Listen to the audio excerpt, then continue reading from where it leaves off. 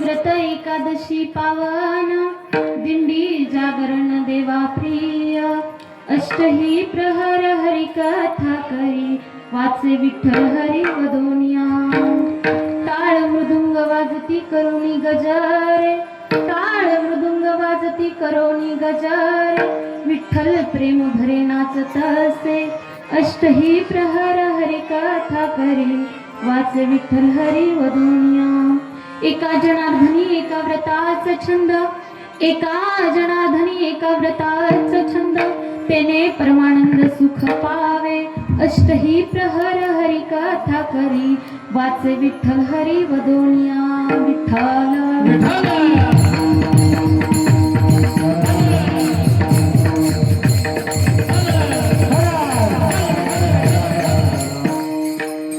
महायोग पीठेत ते भीमरथ्यं वरं कुंडलिकाय धातु समागत तिष्ठं परमानंदं परब्रह्मलिंगं भजे पांडुरंगं करू प्रथम नमन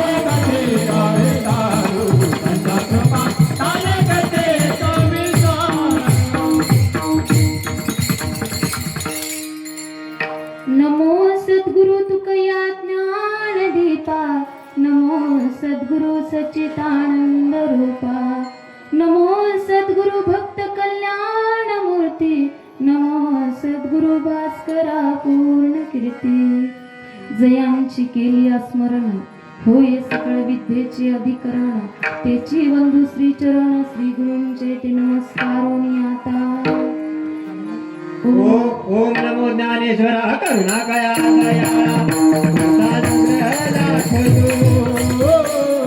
पावन झालो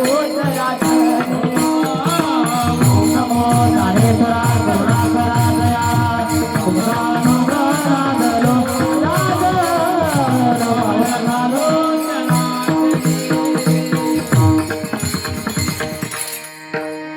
गुरुर्ब्रह्मा गुरुर्विष्णू गुरुर्देव महेश्वरा गुरुर् साक्षात परब्रह्मा तस्मै श्री गुरुवे नमः तस्मै श्री गुरुवे नमः रायगडी मंदिरी वसे मासराय चरणासी अर्पिते जन्मा जन्म ही काय जगदीश्वरासी जोडली जाची ख्याती तुम्हासी वंदिते शिव छत्रपती छत्रपती शिवाजी महाराज छत्रपती संभाजी महाराज जय जय श्रीराम जय श्रीराम विठ्ठल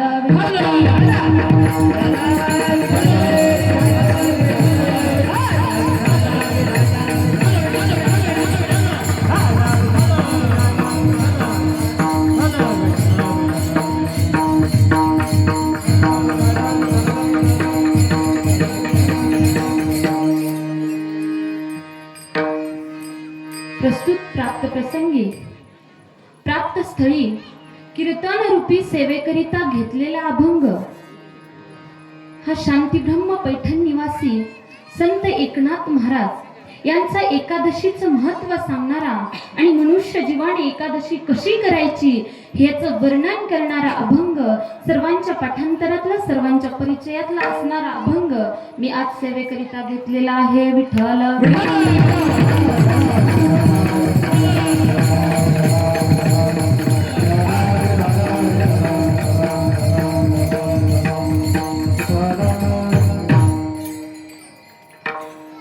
कीर्तनाला तत्पूर्वी सुरुवात करण्याच्या अगोदर अल्पसा परिहार द्यायचा म्हणजे तो असतो. खरंच आज मी माझं भाग्य समजते. भाग्य या गोष्टी करिता समजते. तुम्ही पॉम्पलेट वाचलीच असेल. पॉम्पलेट मध्ये गेलेल्या वर्षीचा एक सुद्धा कीर्तनकार रिपीट नाही, पण ती सेवा मला मिळाली आणि सेवा मिळाली ती मिळाली एकादशीची मिळाली. आणि ही सेवा आज आपल्या गावामध्ये गेले 3 दिवसापासून आज 4था दिवस, आज 4 दिवस झाले या अखंड हरिनाम सप्ताहाचं खूप मोठं असं नियोजन केलेलं आहे. आणि त्याच अखंड हरिनाम सप्ताहामध्ये माझ्याकडं माझ्यासारख्या पामराला 4थ्या दिवसाची सेवा लाभली याचं मी परमभाग्य मानते. आणि आज माझ्या कीर्तनाला उपस्थित असणारे माझी आई असेल, माझ्या सासूबाई असतील, सासरे असतील, समस्त ग्रामस्थ मंडळ भांडगाव, श्रीराम प्रभू पंढरीशी पांडुरंग परमात्मा हनुमंतराय यांच्या सर्वांच्या चरणी एकदा नतमस्तक होते आणि कीर्तन सेवेला सुरुवात करते.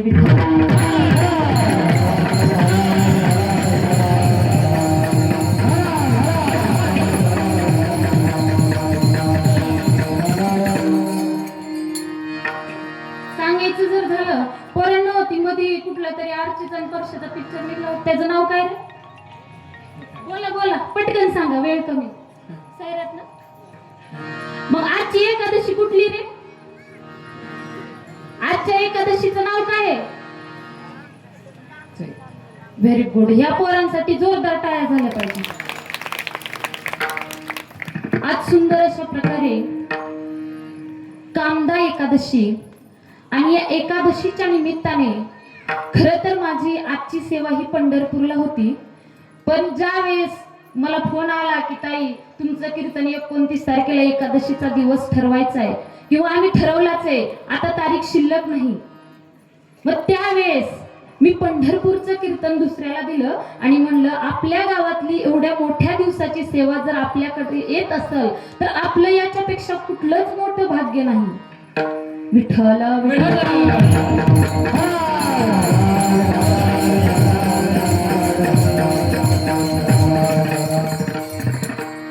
अभंगनाथ महाराजांचा आहे. अभंग 4 चरणांचा आहे. अभंग सर्वांच्या परिचयातला आहे. अभंग सर्वांच्या पाठांतरातला आहे. पण कीर्तन मात्र कोणाच्या परिचयातलं असतं किंवा कोणाच्या परिचयातलं नसतं, म्हणून कीर्तन हे लक्षपूर्वकच ऐकायचं.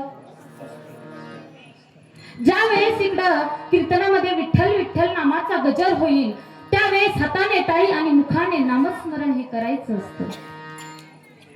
म्हणून मी म्हणेन की अरे भोजन की मजा थाली से होती है, भोजन की मजा थाली से होती है, ससुराल की मजा साली से होती है.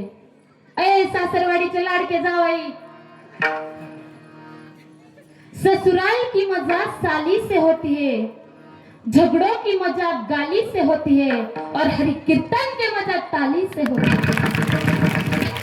म्हणून सर्वांनी हाताने टाळी आणि मुखाने नामस्मरण हे करायचंच आहे. विठ्ठल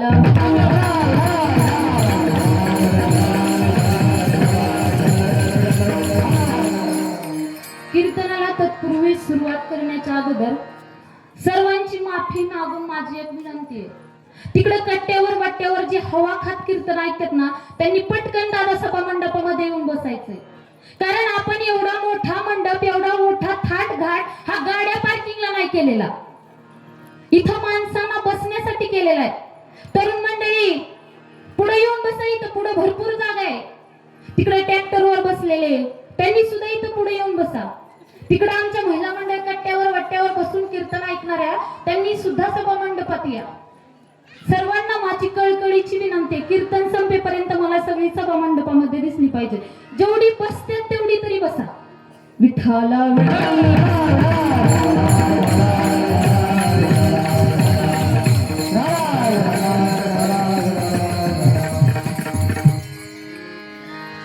आपल्या या भांडगाव नगरीमध्ये मला वाटतं गेली 7 वर्ष झालं अखंड हरिनाम सप्ताहाचं आयोजन आहे.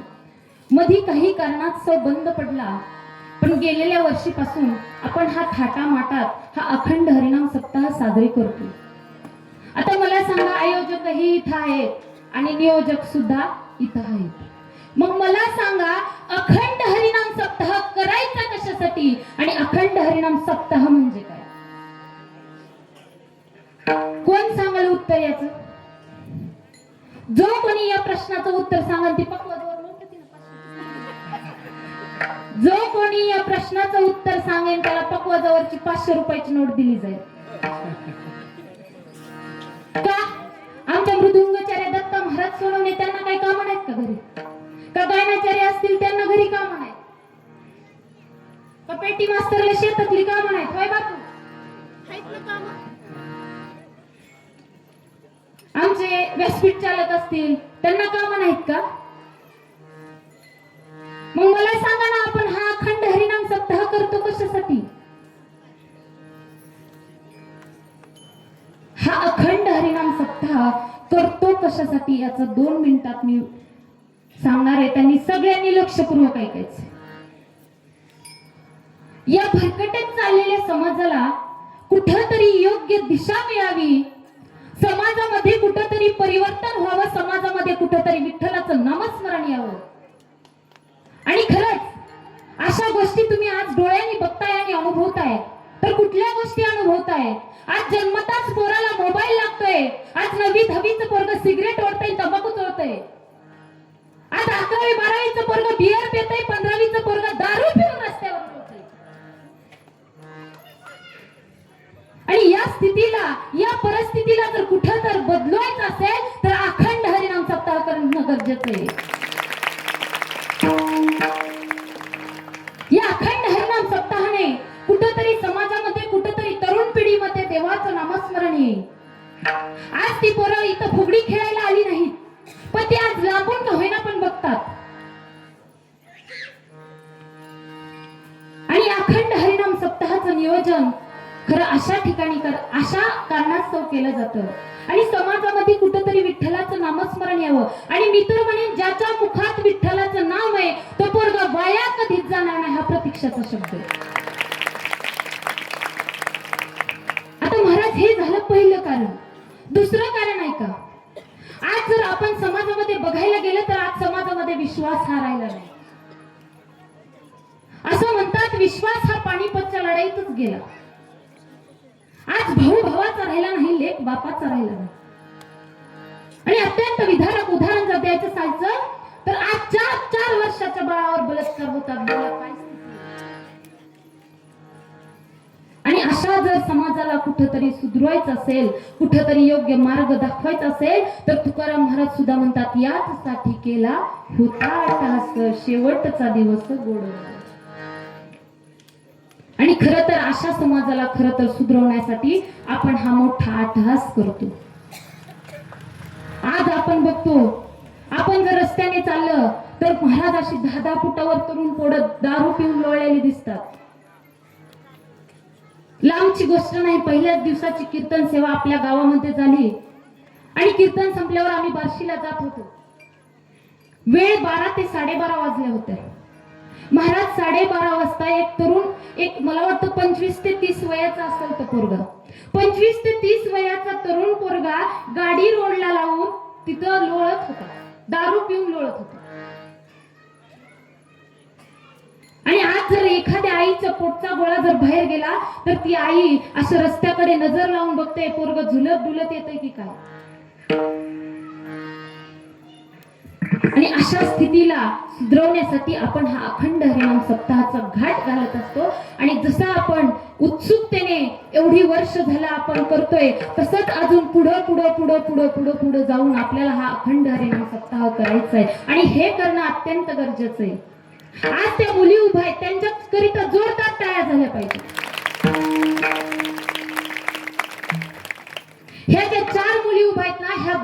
कीर्तनकार आहेत आणि या पोरी जर कीर्तनकार झाल्या तर आपल्याला या अखंड हरिनाम सप्ताहाचं फळ मिळाल्याशिवाय राहणार. माझी गेली 2 ते 3 वर्षापूर्वी सेवा झाली होती गणेश उत्सवामध्ये आणि ती सेवा झाल्यावर आमच्याच गावातील परवाचं कीर्तनकार झालं अनिता ताईंची मुलगी रुपाली भोसले. ज्यावेळेस माझं कीर्तन झालं त्यावेळेस त्या माझ्याकडे आल्या आणि म्हणाल्या, ताई मलाही आमच्या पोरीला संस्थेत टाकायचंय, मला सुद्धा आमच्या पोरीला कीर्तनकार करायचे. मग मी लांब न टाकता त्यांना या देवगावच्या संत जोगा परमानंद वारकरी शिक्षण संस्थेत टाकायला सांगितलं आणि आज ती पोरगी कीर्तनकार झाली. आणि असा बदल ह्या अखंड हरिनाम सप्ताहामुळे आपल्या गावामध्ये होत असतो. विठ्ठल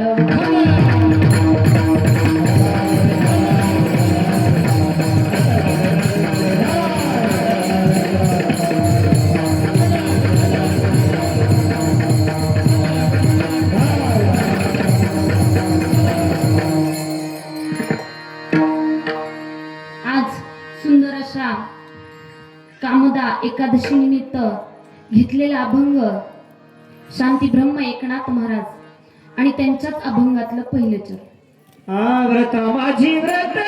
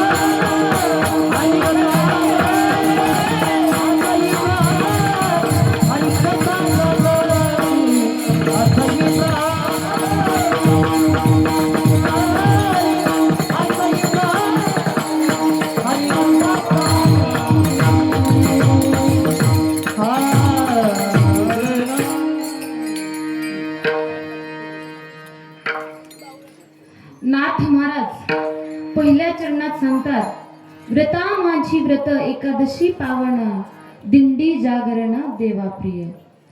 नाथ महाराज म्हणतात, सगळ्या व्रतामध्ये पवित्र पावन असणारं व्रत जर कुठलं असेल तर एकादशीचं व्रत आहे.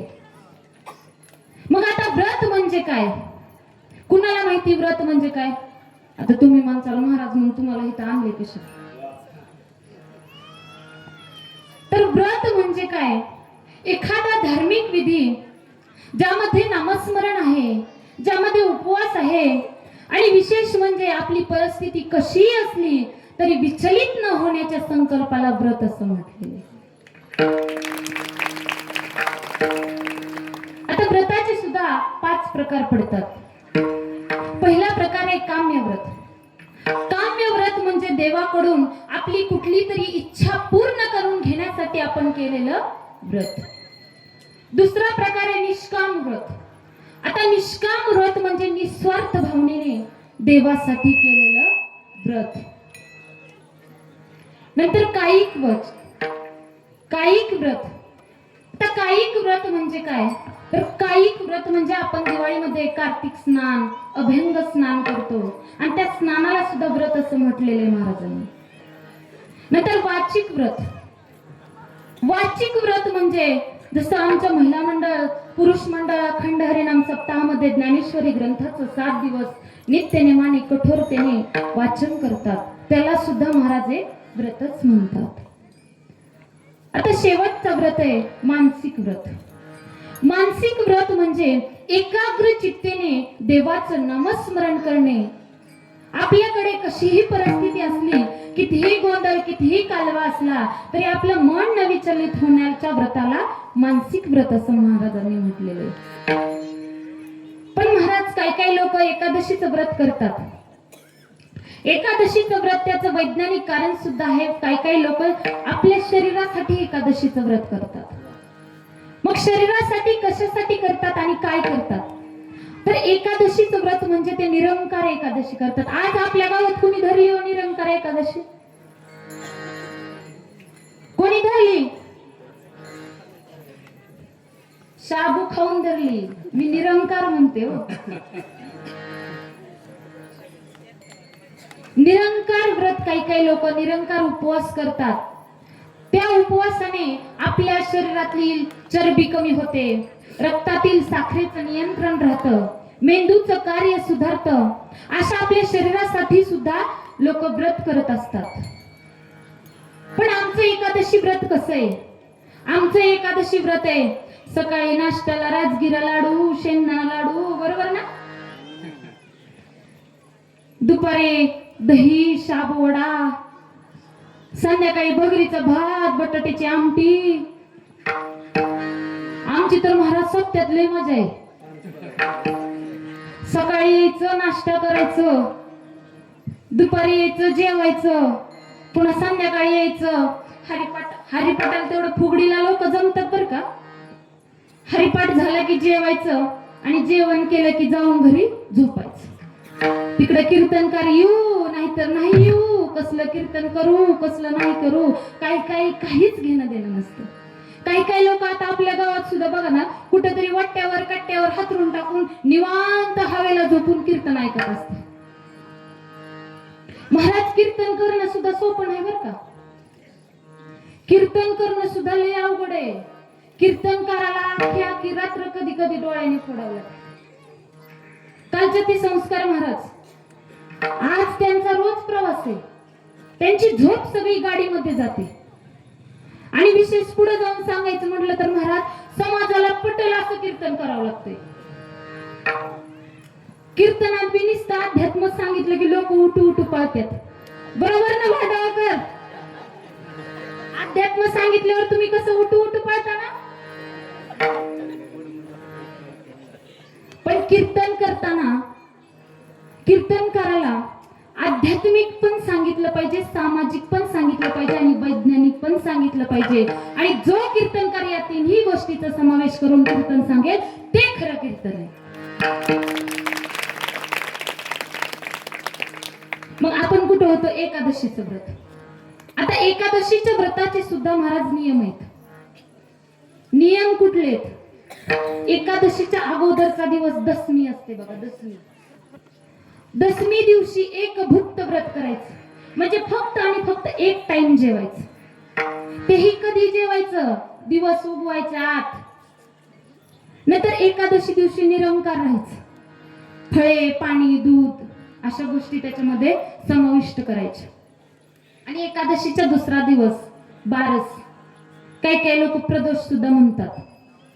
आणि त्या दिवशी सुद्धा एक भुक्त व्रत करायचं. त्या दिवशी सुद्धा एक टाइमच जेवायचं. आणि ते जेवायचं तेही दिवस उगवायच्या आत जेवायचं. पण आता कसं झालंय? आजची माणसं बदललेत. आणि माणसं बदलल्यात म्हणून व्रताचा प्रकार सुद्धा बदलला. पण नाथ महाराज काय म्हणतात? तुम्ही बदललात, तुम्ही व्रत करा. तुम्हाला 4 टाइम का शाबू खायना, पण व्रत करा. आणि व्रतात व्रत एकादशीचं करा. जसं की नामदेव महाराजांनी एकादशीचं व्रत केलं. व्रत एकादशी हरिनाम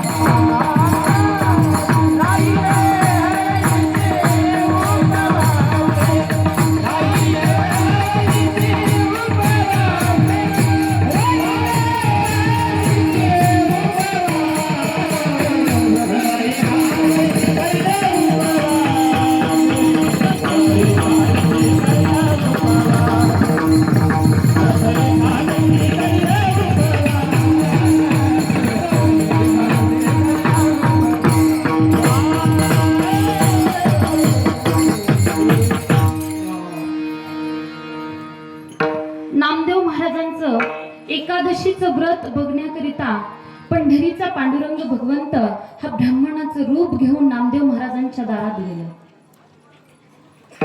नामदेव महाराजांच्या दारात गेल्यावर महाराजांना म्हणू लागला, भिक्षा द्या, भिक्षा द्या. त्यावेळेस नामदेव महाराजांनी ब्राह्मणाला सांगितलं, आज एकादशीचा दिवस आहे, आज आमच्या घरामध्ये चूलच पेटत नाही. व्रत एकादशी करीन उपवासी, आमच्या घरामध्ये चूलच पेटत नाही. त्यावेळेस तो ब्राह्मण म्हणाला, अरे नामा, मी 10 दिवस झालं उपाशी आहे रे, मला खूप भूक लागली रे नामा. त्यावेळेस नामदेव महाराजांनी सांगितलं, देवा तुम्ही आज एकादशी आहे, उद्या पारणे आणि पारण्याचं कीर्तन असतं, कीर्तन संपलं की तुम्हाला जेवू घालतो, पण तुम्हाला आज काय मी जेवायला वाढणार नाही. त्यावेळेस तो ब्राह्मण नामदेव महाराजांना म्हणाला, अरे माझा जीव चाललाय रे. मग जीव चाललाय म्हटल्यावर त्या ब्राह्मणातला हातापायाला कापरं आलं, म्हणजे आपल्या भाषेत थेट आलं.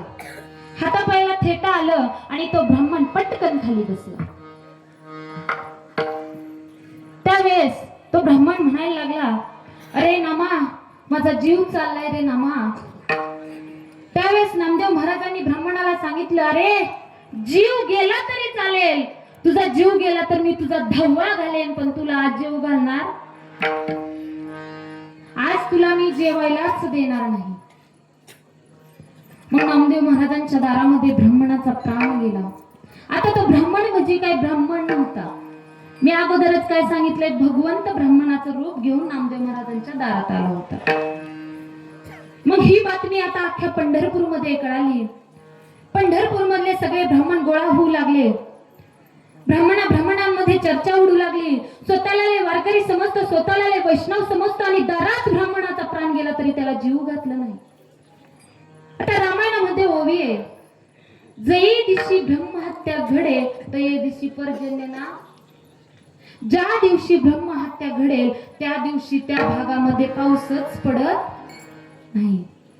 मग ब्राह्मण सगळे धावत पळत नामदेव महाराजांच्या घरी आले. घरी आल्यावर सर्व ब्राह्मणांनी निर्णय घेतला. निर्णय काय घेतला? नामदेव महाराजांना सगळे ब्राह्मण म्हटले, नामा, आता तुला प्रायश्चित्त द्यावं लागेल. नामदेव महाराजांनी विचारलं, कसलं प्रायश्चित्त? त्यावेळेस ब्राह्मणांनी सांगितलं, तुला देहांत प्रायश्चित्त द्यावं लागेल, कारण ब्रह्महत्येचं पाप सुद्धा सोपं नसतं. मग देहांत प्रायश्चित्त द्यावं लागेल. नामदेव महाराज म्हणाले, मी प्रायश्चित्त द्यायला तयार आहे, पण एकादशी दिवशी भिक्षा द्यायला तयार. पुंडलिकाच्या मंदिरासमोर चंद्रभागेच्या काठी 2 चिता रचले. एक चिता नामदेव महाराजांची रचली, एक चिता त्या ब्राह्मणाची रचली. ब्राह्मणाला चितेवरती झोपवलं, चिता पेटवली आणि दुसरी चिता पेटवली की नामदेव महाराजांना ब्राह्मण म्हणाले, नामा, टाक उडी. ज्या वेळेस नामदेव महाराजांनी त्या चितेमध्ये उडी टाकली त्यावेळेस भगवंताने नामदेव महाराजांना उचलून घेतलं आणि भगवंत नामदेव महाराजांना म्हणाला, नामा, धन्य झाली रे तुझी एकादशी.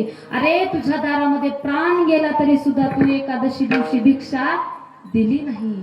खरंच एकादशीचं व्रत हे असं करायचं असतं. व्रत एकादशी करीन उपवासी, पंढरीची वारी आहे माझ्या घरी, आणि कन करी तीर्थव्रत.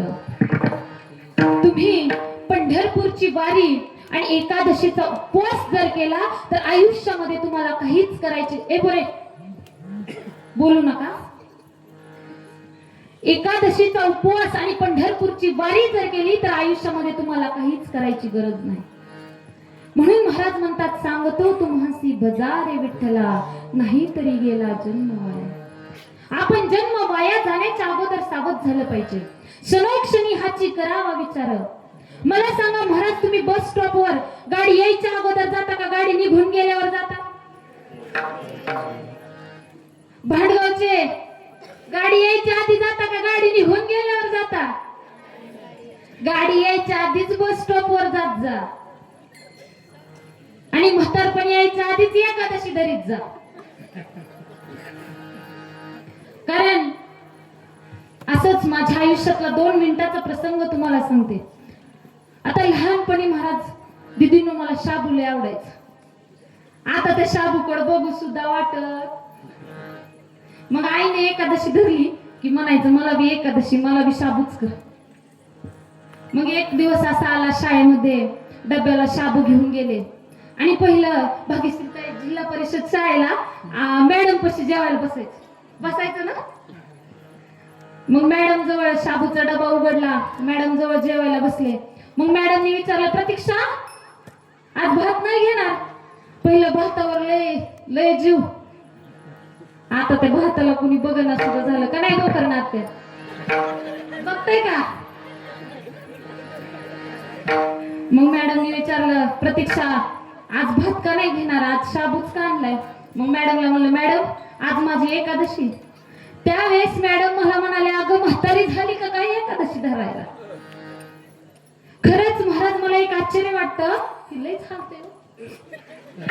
मला आश्चर्य वाटतं, आपण पंढरपूरची वारी म्हणलं की पंढरपूरच्या वारीमध्ये 90% म्हातारी आणि 10% तरुण असतात आणि 10% तरुण जर कुठली असतात तर ह्या वारकरी संप्रदायातल्या मुलींसारखे तरुण असतात. मग तसंच एकादशीचा उपवास तरी म्हणलं तरी 99% म्हातारी लोक धरतात आणि 1%च फक्त तरुण लोक धरतात. आता मला सांगा, आज सप्ताह आहे, सप्त्यामधली तर सगळ्या अख्ख्या गावातल्यांनीच एकादश धरली असतं. आज कोणी भाकरी भाजी खाल्ली त्याने हात वरी करावं.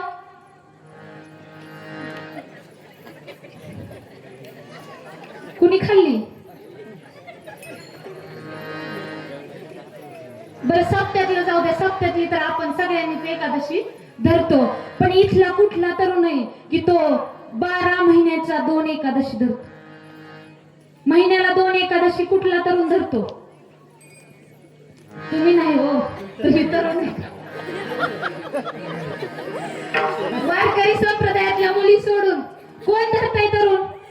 पटकन सांगायचं मला, माझं आजचं पाकिट सगळं त्याला दिलं जाईल. तुमचं लग्न झालंय आणि तुम्ही वारकरी संप्रदायिक सुद्धा आहात दत्त महाराज. आपल्या गावामध्ये आता मला सांगा, तरुण मुलांनी एकादशी धरायला सुद्धा त्यांच्या आई वडिलांनी आधी एकादशी धरावी लागेल का नाही? आधी आई वडील एकादशी धरतील, मग नंतर त्यांची मुलं सुद्धा धरतील. आमची आई एकादशी धरायची म्हणून मी एकादशी करायला चालू केली. जसं की आपण महाराजांचं प्रमाण आहे, आपुलिया हिता जो असे जागता, धन्य माता पिता तयाची कुळी कन्या पुत्र होती तयाचा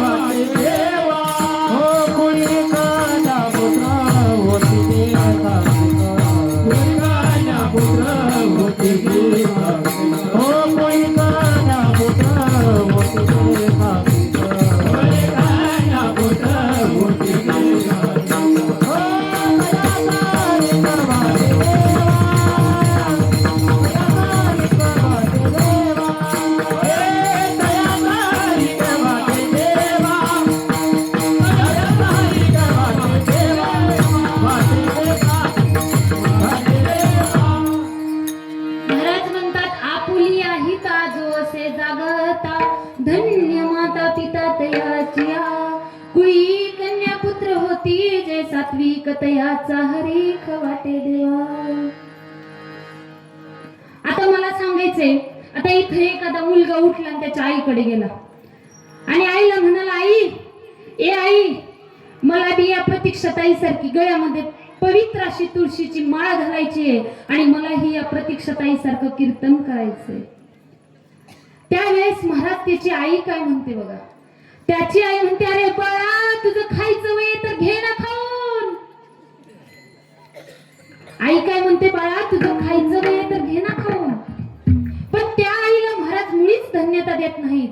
त्या जागी जर त्याची आई म्हणाली असती की बाळा आपल्या गावामध्ये काहीच दिवसामध्ये सामनगावचे गुरु परंपरेतले असणारे धर्मराज दादा सामनगावकर यांचं सुंदर असं काल्याचं कीर्तन होणार आहे, आणि त्यांच्या हातून तुला गळ्यामध्ये पवित्र अशी तुळशीची माळ घालते आणि येत्या जून महिन्यामध्येच तुला वारकरी शिक्षण संस्थेत टाकते. त्याच आईला तुकाराम महाराज धन्यवाद देतात. पण आम्हाला आमच्या महिलांना महाराज, आत्ताच्या महिलांना संस्कार करणं म्हणजे काय तेच माहित नाही. आत्ताच्या महिलांना फक्त Android mobile, Instagram, WhatsApp, Facebook असलं की बस, घरातली काम आवरायची नुगवरी ढकलीत चालायचं. बरोबर ना महिला मंडळ?